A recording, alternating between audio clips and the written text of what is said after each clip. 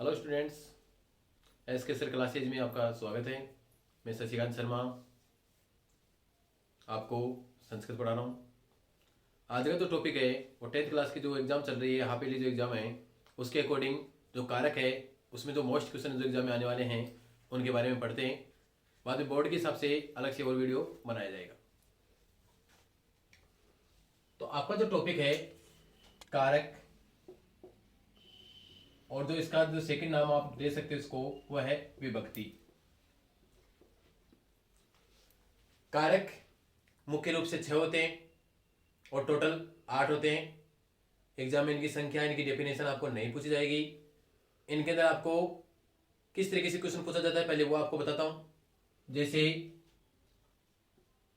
रामेण सह सीता गच्छति, इस तरीके से आपको क्वेश्चन पूछा जाता है एग्जाम में। यहाँ पे अंडरलाइन आती है। तो जो रेखांकित जो पद है, जो अंडरलाइन वाला जो पद है, उसके अंदर आपको विभक्ति लिखनी पड़ती है।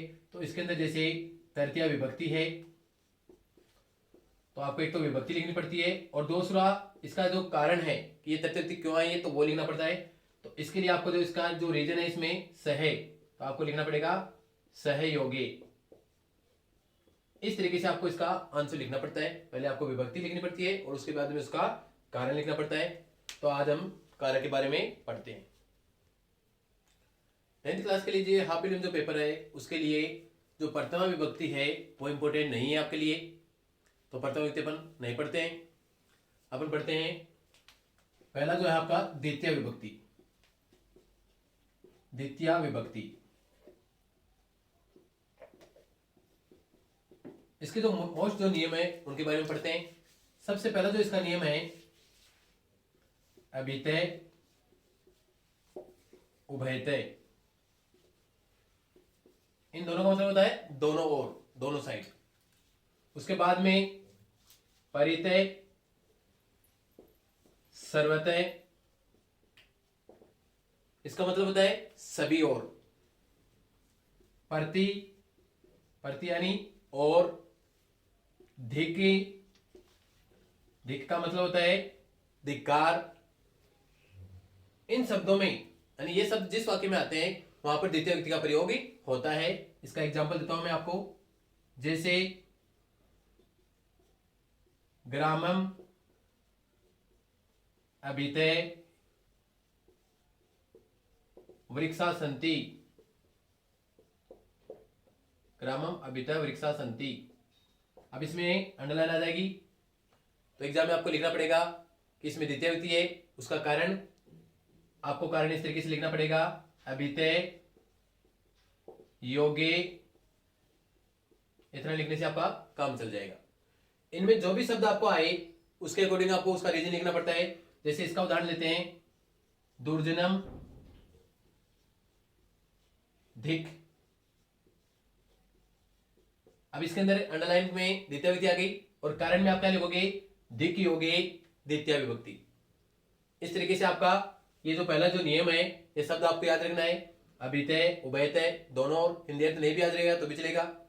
परितय सर्वतय चारों ओर, प्रति यानी की और, धिक यानी धिक्कार। ये शब्द किसी भी वाक्य में आएंगे वहां पे द्वितीय विभक्ति आएगी और इसका जो कारण है उसके अंदर जो भी शब्द आपको दिखे इनमें से वो यहाँ पे लेके आपको इसका कारण लिखना है।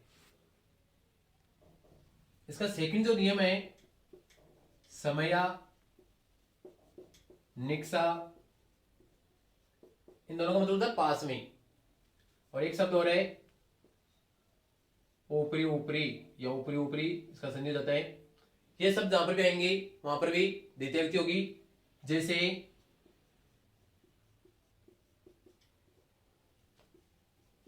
ग्रामम निक्सा देवालय अस्ति, यानी गांव के पास में एक मंदिर है। अंडरलाइन आ गई। कारण में क्या लिखोगे आप निक्सा योगे द्वितीय विभक्ति। तो ये इसका रीजन है। जो भी शब्द आए उसके अकॉर्डिंग आप इसको लिख सकते हो। नेक्स्ट है इसके अंदर द्विकर्मक धातु। द्विकर्मक धातु, द्विकर्मक धातु का मतलब होता है कुछ ऐसी धातुएं हैं, 16 धातुएं होती है टोटल संस्कृत में, जिनके अंदर 2 कर्म होता है और उन 16 धातुओं में द्वितीय व्यक्ति का प्रयोग होता है। उनमें से जो मुख्य है वो मैं आपको बताऊंगा। पहला है नि धातु। नि का मतलब होता है ले जाना।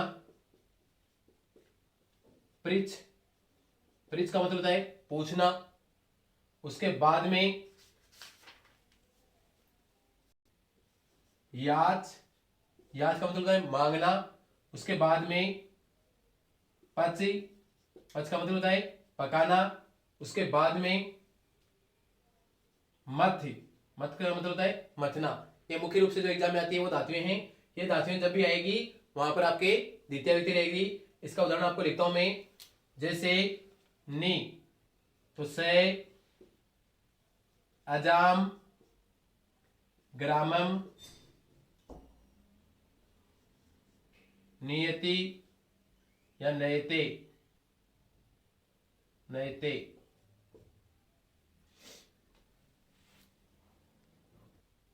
स, अजाम, ग्रामम, नयते। अब इनमें ये दो क्रम है, इनमें किसी में भी अंडरलाइन आ सकती है। उसके अंदर विभक्ति दोनों में द्वितीय रहेगी। आपको कारण में क्या लिखना है, चाहे तो ये कारण कारण चल जाएगा इसका द्विक्रमक धातु योगे, या फिर ये जो धातु आपको लिखाई है नि धातु योगे, ऐसा भी आप लिख सकते हो। या एक ही रीजन में द्विक्रमक धातु योगे द्वितीय व्यक्ति। ये तो 16 धातुएं हैं, ये सब में काम करेगा। दूसरा जो है आपका वह है तृतीया विभक्ति। तृतीया विभक्ति, तृतीय व्यक्ति के अंदर भी जो मोस्ट जो नियम है वो लिखते हैं। पहला ये कुछ शब्द हैं सह, साकम, समम और सार्धम। चारों का अर्थ एक ही होता है, साथ, टुगेदर। ये सब जहां पर भी आएंगे वहां पर हमेशा तृतीय व्यक्ति होगी। जैसे अभी आपको थोड़ी देर पहले बताया था मैंने, रामेण सह सीता गच्छति। अब इसके अंदर तृतीय व्यक्ति है और कारण में आप क्या लिखोगे, इनमें से जो भी शब्द आपको दिखता है वो आपका कारण हो जाएगा। सहयोगे तृतीय विभक्ति। इसका जो दूसरा नियम है वो है अंग विकार। अंग विकार का मतलब है कि शरीर के कोई भी जो अंग है जिसमें कोई प्रॉब्लम है, कोई कमी है, उस अंग विकार में तृतीय व्यक्ति का प्रयोग होता है। जैसे स नेत्रेण काण अस्ति।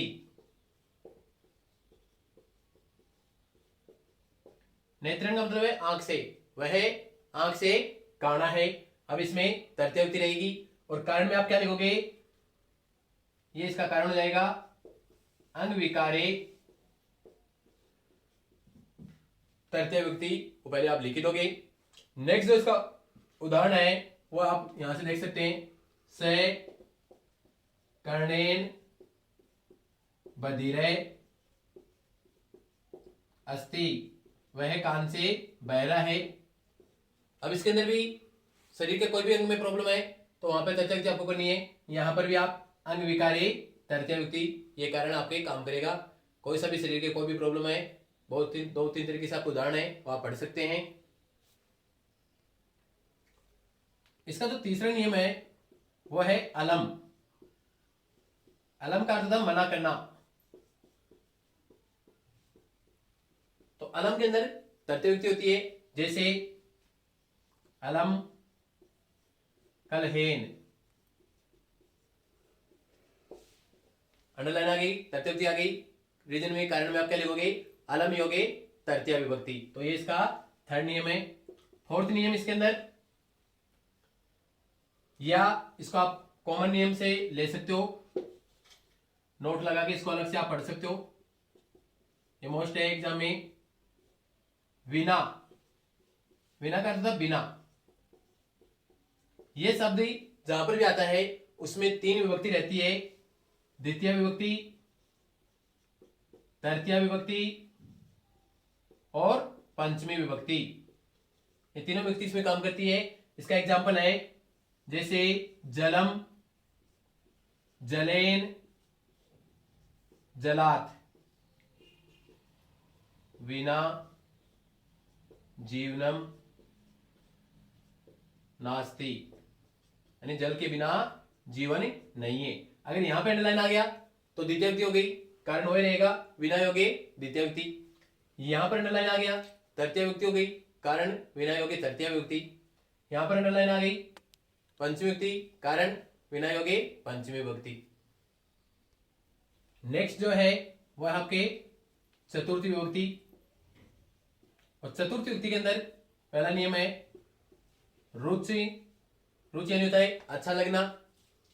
उसके बाद में दा या फिर यच देना। क्रोधि क्रोध करना। ये धातु जहां पर भी आएगी वहां पर ही चतुर्थी विभक्ति रहेगी। जैसे पिता पुत्राय क्रुध्यति, पिता पुत्र के लिए क्रोध करता है। अंडरलाइन आ गई। एक इसका जो कारण है उसमें क्या लिखोगे, क्रुद्ध धातु योगे चतुर्थी विभक्ति। इस तरीके से आप इसका रीजन लिख सकते हो, क्रुद्ध धातु योगे। ठीक है। इसके बाद में जो रुच का उदाहरण है, जैसे बालकाय मोदका या मोदके रोचते। बालक को लड्डू जो है वो अच्छा लगता है, चतुर्थी विभक्ति आ गई। कारण में क्या लिखोगे, रुच धातु योगे चतुर्थी विभक्ति। दूसरा इसका नम है। नम का मतलब है नमस्कार। स्वस्ति, स्वस्ति का मतलब कल्याण। स्वाहा, स्वाहा का मतलब है आहुति। इन शब्दों के योग में चतुर्थी विभक्ति होती है। जैसे गुरुवे नमः, गुरुवे में चतुर्थी विभक्ति है। कारण में क्या लिखोगे, नमः योगे चतुर्थी विभक्ति। या फिर रामाय नमः, राम को नमस्कार, कारण वही रहेगा नमः योगे चतुर्थी विभक्ति। या फिर स्वस्ति का उदाहरण, तो जैसे प्रजापतये स्वस्ति। इसका जो कारण है उसमें क्या लिखोगे, स्वस्ति योगे चतुर्थी विभक्ति। नेक्स्ट है आपके पंचमी विभक्ति। या आपके पंचमी विभक्ति, इसके अंदर ही भी या फिर विप धातु होती है, यानी डर, उसके अंदर पंचमी विभक्ति होती है। इसके अलावा जो रक्ष धातु होती है, रक्ष यानी रक्षा करना, उसमें भी पंचमी विभक्ति आती है। जैसे बालके सिंहात विवेति, बालक शेर से डरता है। अब पंचमी विभक्ति आ गई। कारण में क्या लिखोगे, विभ धातु योगे पंचमी विभक्ति। दूसरा जो इसका नियम है वह है भू धातु का जो कर्ता का जो उत्पत्ति स्थान है उसके अंदर हमेशा पंचमी विभक्ति आती है। यह भी उदाहरण बहुत है मोस्ट एग्जाम में। जैसे हिमालयात गंगा प्रभवती। अब जो करता है गंगा, उसका उत्पत्ति स्थान कहां पर है, हिमालय। तो यह उत्पत्ति स्थान है, वहां पर हमेशा पंचमी विभक्ति रहेगी। और इसका जो रीजन है उसमें आप लिखोगे भुवय प्रभवय, इसका कारण रहेगा। उसके बाद में इसका जो तीसरा नियम है वह है जन धातु। जन यानी होता है उत्पन्न होना। तो जन धातु का जो उत्पत्ति स्थान है उसमें पंचमी विभक्ति होती है। जैसे कामात क्रोध है जायते, काम से क्रोध उत्पन्न होता है। अंडरलाइन आएगी इसमें। तो इसका जो रीजन है वो इस तरीके से आपको लिखना पड़ेगा, जनी कर्तुम प्रकृति, इसका कारण है, ये आपको लिखना पड़ेगा।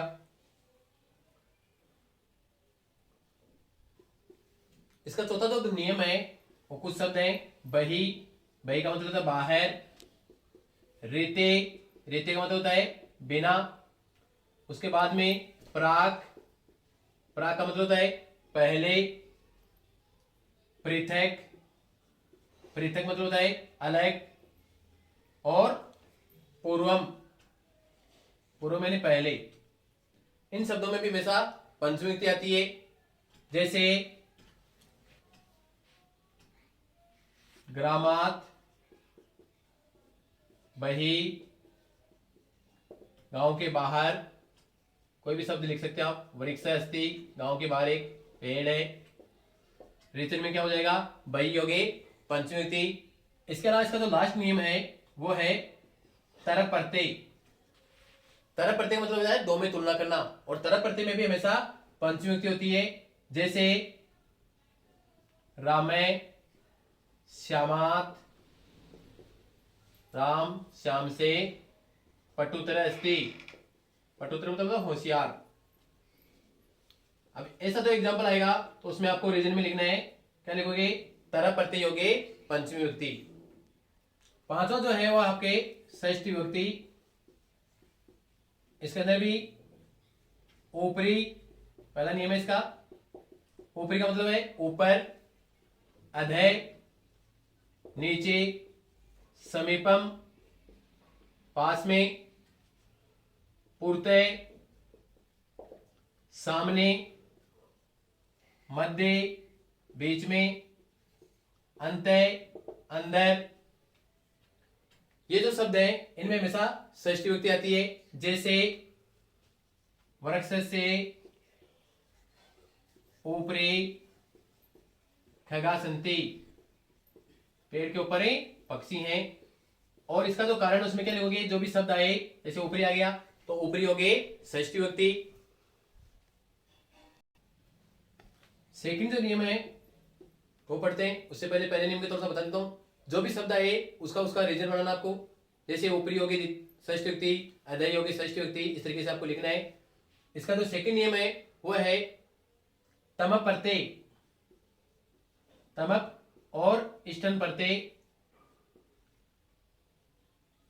यानी जब अनेकों में तुलना की जाती है तब षष्ठी या फिर सप्तमी विभक्ति का प्रयोग होता है, जैसे कवि नाम, कविसु, कालिदास है, श्रेष्ठ अस्ति, श्रेष्ठ अस्ति। कवि नाम आए तो षष्ठी विभक्ति हो गई, कविसु आए तो सप्तमी विभक्ति हो गई। और रीजन में आप लिख सकते हो या तो इष्टन प्रत्यय हो गए, या फिर एक रीजन है इसका यतस्य निर्धारणम, ये इसका कारण है। ये आपको लिखने से दोनों प्रत्यय में काम कर जाएगा। तम प्रत्यय का एक उदाहरण और देता हूं मैं, जैसे कक्षासु, रामे, श्रेष्ठतमे, श्रेष्ठतमे अस्ति।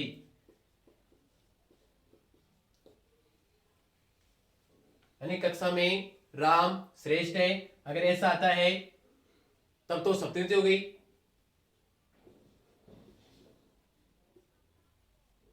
और अगर ऐसा आता है तभी षष्ठी विभक्ति हो जाती है, और कारण वही रहेगा, तम प्रत्यय हो गए षष्ठी विभक्ति या तम प्रत्यय हो गए सप्तमी विभक्ति।